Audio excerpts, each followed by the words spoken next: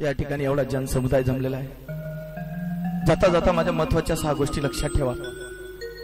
पहिली गोष्ट, दारूबंदी करा.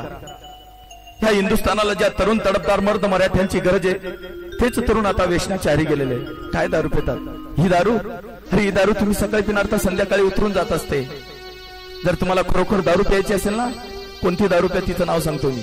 ही काय पिताई? ही सकाळी पिता संध्याकाळी उतरून जाते.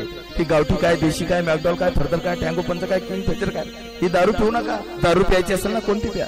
अरे जाम पर जाम पीने से क्या फायदा, जाम पर जाम पीने से क्या फायदा, सुबह पियोगे शाम को उतर जाएगी, लेकिन एक बार तो हरि नाम का प्याला तो पी तो देख, तेरी जिंदगी सुधर जाएगी.